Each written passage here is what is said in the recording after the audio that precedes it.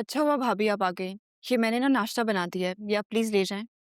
तुम लेकर जाओ ना। आपको पता तो है भाई मुझे देखकर गुस्से में आ जाते हैं।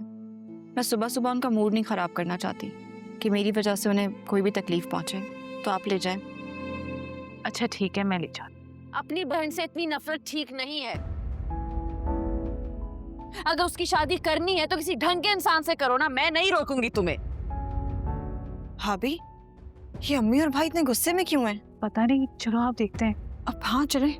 एक तलाक याफ्ता लड़के से उसकी शादी क्यों करा रहे हो तुम? अम्मी, मैं हमेशा से चाहता था कि जायशा की शादी किसी शानदार घर में हो। जो रवैया उन लोगों को हम लोगों के साथ रहा है, मैं कभी नहीं चाहता था कि तायब्बू के घर जायशा का रिश्ता हो। लेकिन फिर भी मैं आपके कहने पर जायशा की शादी सुफियान से करने पर राजी हो गया। लेकिन मुझे क्या पता था कि मेरी बहन अरसलान के साथ इन्वॉल्व है और वो हमारे सामने ड्रामे करती है सिर्फ ये दिखाने के लिए कि उसका रवैया उसके साथ ठीक नहीं, ताकि हमें कोई शक ना हो। और फिर सुफियान से शादी करने के लिए भी राजी हो गई वो।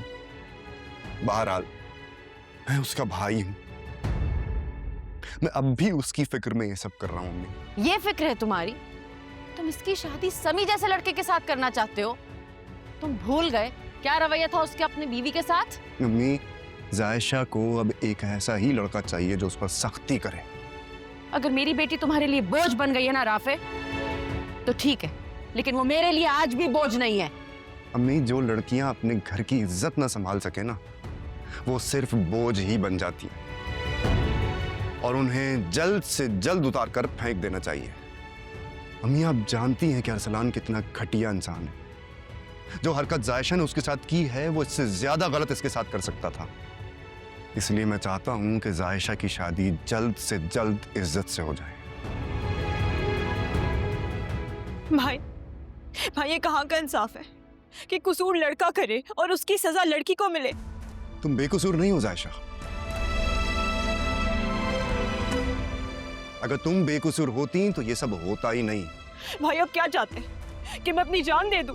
तब शायद आपको मेरी बात का यकीन आ जाएगा कि मैंने ऐसा कुछ नहीं किया है। जायशा, तुम्हारे जान देने से मेरी खोई हुई इज्जत वापस नहीं आएगी। अगर तुम मेरे लिए कुछ करना चाहती हो ना, तो जहां पर मैं कह रहा हूं शराफत से शादी करके इस घर से चली जाओ।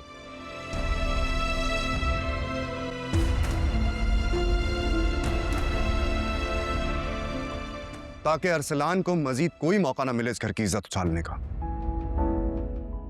भाई